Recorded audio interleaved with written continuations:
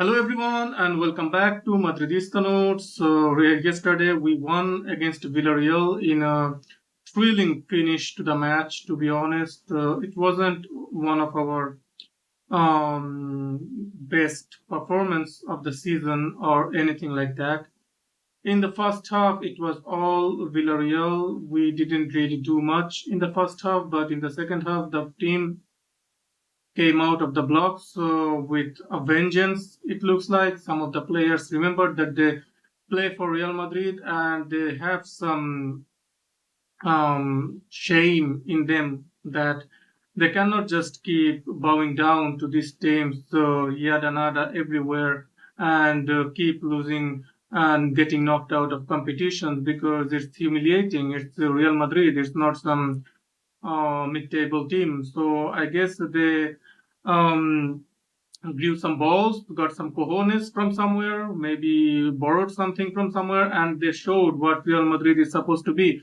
In the second half of this match, it was nothing like a great performance all around, but it was really encouraging to see that we can still score three goals. Three goals. That was one of the most surprising things because when we conceded two goals, I just thought, yeah, this is done because we are not scoring three goals against this Villarreal side in the stadium where we barely win in the last 10 years. I don't know. We can I think we have won three or four times maximum in that stadium.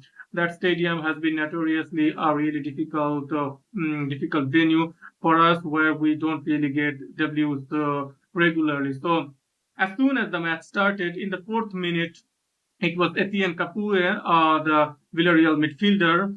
And if you follow how they constructed that goal, how they the combination between Gerard Moreno and Capoue after the throw in to Gerard Moreno, I think it was the throw in. Rudiger was wrestling with him from behind, trying to get him unsettled on the ball, so he won't be comfortable on the ball. But Gerard Moreno was easily, really comfortably leaning back on Rudiger, and then he saw the run from Capoue, and the player who was guarding Capoue is, I have to say, Tony Cruz. If you check the highlights and if you pause the video when Capoue makes the run, and you can see Tony Cruz was guarding him on that throw-in, and Tony Cruz lets him go. He doesn't follow through with the Capuet's run, and Camavinga notices it, but he notices it a second late, and so Capoue has Gerard Moreno's pass is a great pass, so Capoue receives that pass and just shoots bullet to our goal.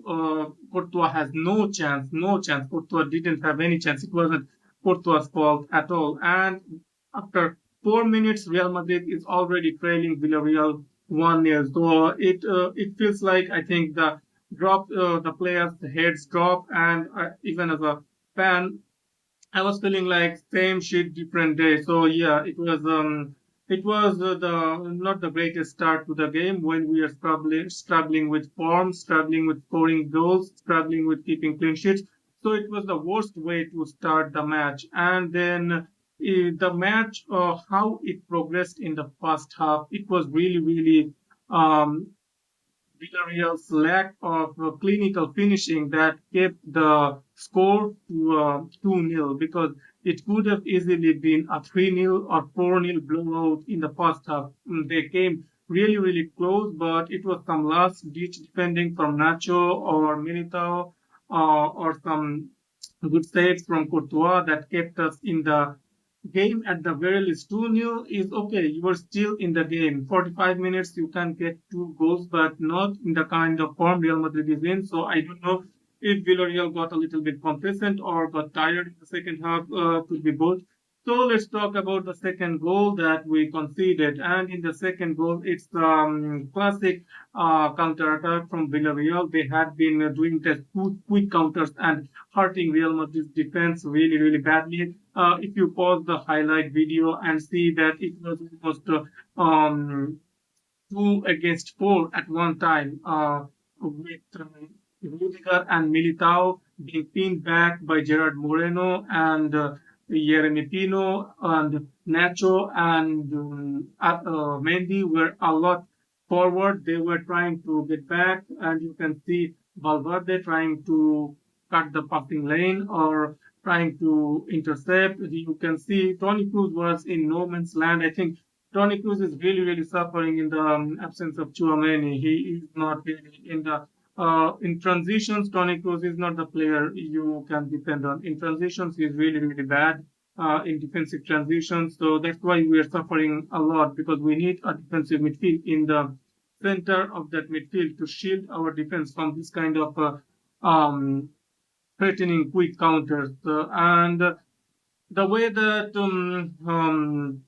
Villareal nicely, really, really well coordinated the players. The way Militao got stuck into the ball, trying to close the passing lane and dispossess. Who was it? I don't remember. It was three against one, but still. And there was one instance where Toni Kroos totally didn't go for it 100% with his block, and he was nutmegged before that. And after that nutmeg, the ball reaches another player where Militao gets sucked in to with the ball from where Chukwueze gets the ball, and it's a one-on-one because those three players with those other two players with Militao couldn't really block the trajectory of the ball, couldn't really pass the ball, and Chukwueze made the run, and the ball followed through. Chukwueze got the ball, and it was one-on-one with Courtois with the whole goal for him to choose where he wants to shoot, and he finished it with a thumping finish. So it was 2-0 into the first half. We went into the dressing room during the break with a deficit of 2-0. So it was a disastrous defensive performance all around from our team. Our attack in the attack, I didn't see Vinicius with Benzema doing much. Rodrigo had a couple of moments. The best attacking player for Real Madrid in the first half was Mendy. And that's a super surprising thing because Mendy is not a player you associate with attacking, but he was doing some really nice overlaps last night and he created a really, really nice opportunity for Valverde. That was a clear-cut chance. Valverde had the chance to get Real Madrid level 1-1, but Valverde shoot it over the board. Then another chance was created by Messi.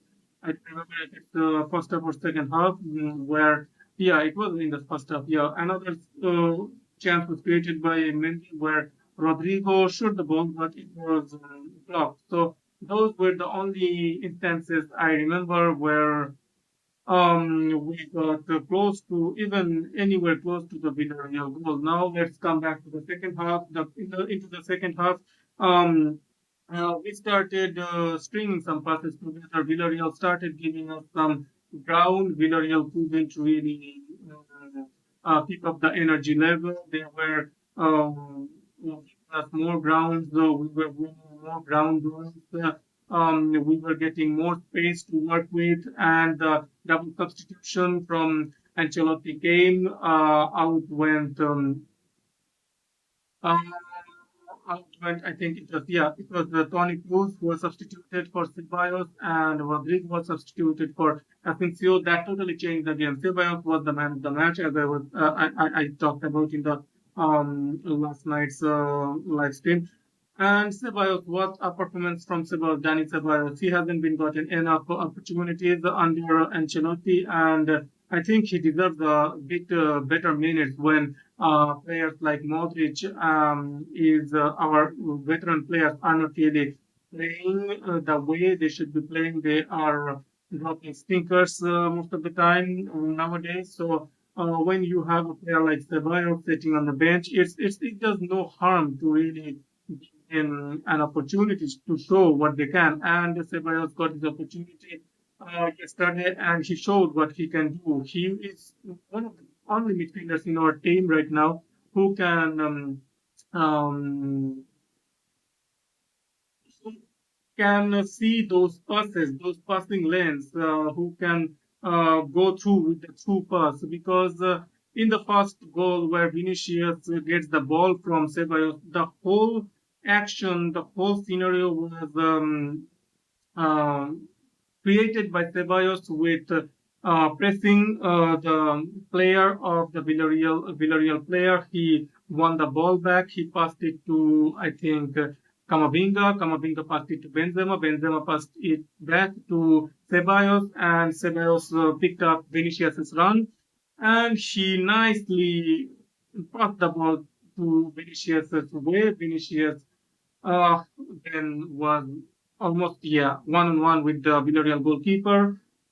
And that finishing was really, really good for Vinicius. And I think that will do a lot of good for Vinicius's confidence. So that kind of number 10 kind of midfielders who can pick out the passes, who can see those through passes, those really, really tight passing lanes. So when your forwards are making those runs and they expect the ball to be played at their feet, Valverde doesn't do it regularly, rarely. I haven't seen Camavinga. I have seen Camavinga do it a couple of times. The Cruz mostly does it, to be honest, over the top, and Modric sometimes, yeah. But Ceballos is one of those midfielders who can do it. So I think we will need to see more of Ceballos while our midfield is going through this rut because Toni Kroos, Valverde, Modric, they are not really doing their job to the fullest right now. So we will need the energy from Ceballos and Camavinga. However much we need to totally take advantage of their energy because when we are not creating enough chances through our passing, we need to press harder and we need to press higher up the pitch because that goal was totally constructed from the mistake of the Villareal player when Ceballos put pressure on him. He lost the ball. Ceballos won the ball, and from there we got 2-1. So we got back onto the match, and then the second goal. Second goal came from Militao. Yeah, yeah. So it was. Ceballos again putting the pressure and then winning the ball back, then passing it to Vinicius. I think, yeah, Vinicius then went on to a really, really great run, passing it to Asensio. Asensio recovered the ball, and then Asensio zoomed the area and no, no, that was the third goal. Asensio zoomed the area, then saw the run that Ceballos was making, and Ceballos was what a great shot from Ceballos for the third goal. It was just the match winner that you would expect from the man of the match because till then it was mostly because of Ceballos'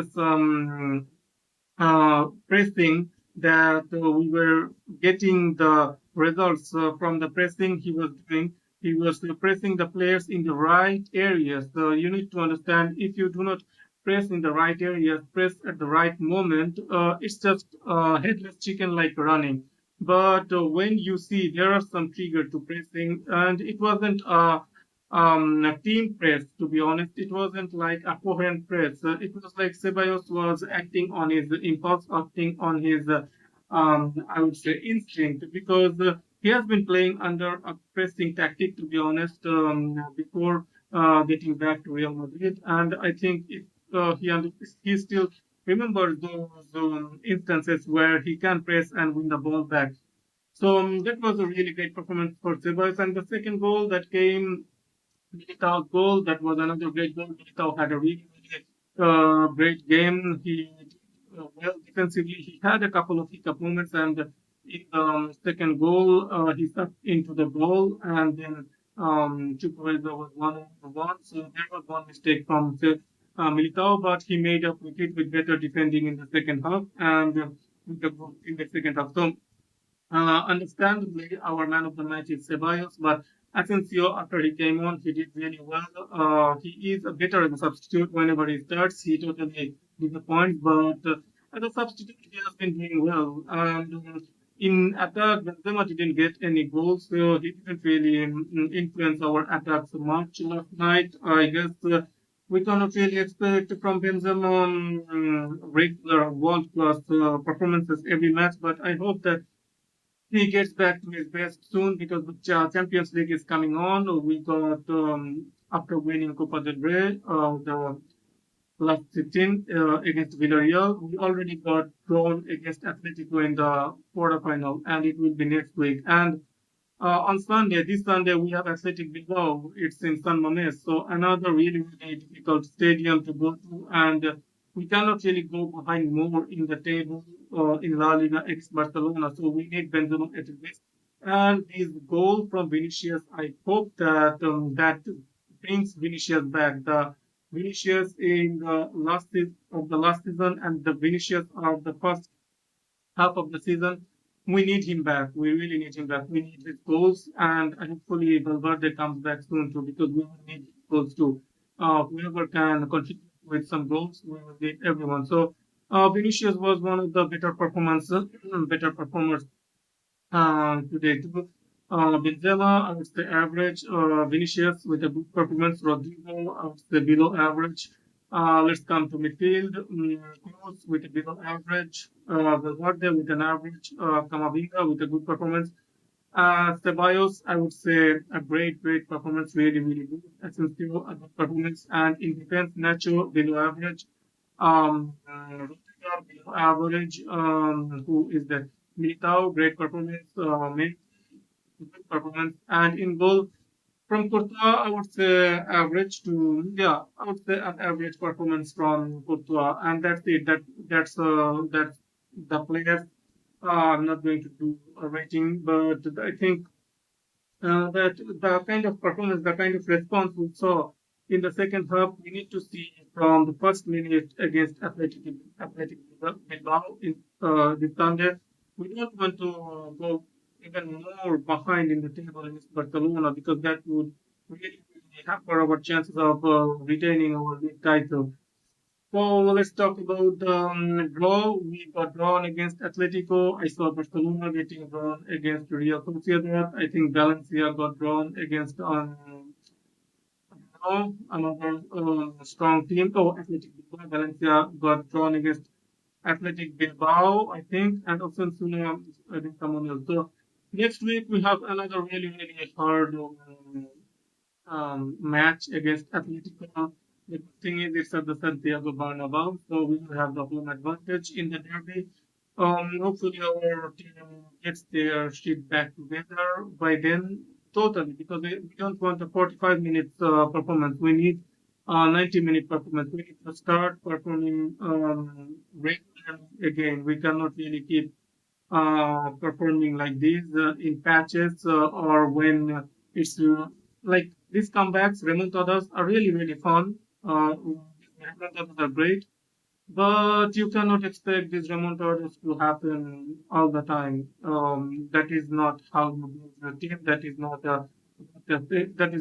a tactical approach that is gonna work. That's not the strategy that is gonna work. So we have to strategize as a team and get into a kind of tactical setup where we can um, impose our game for the majority of the match at the very least, and not get into this kind of position so where we get totally shredded by the opposition attack, because we were getting shredded in the first half against Villareal. It was really lucky of us. We got lucky that the Villareal were not that clinical, or else we could have lost the match in the first half. They would have ran away with the result in the first half if they were better finishing. If they were finishing their chances better, I guess they would have gone ahead as a 3-0.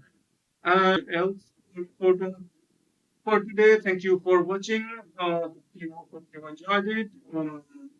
See you next time. Have a good night wherever you are. Salam.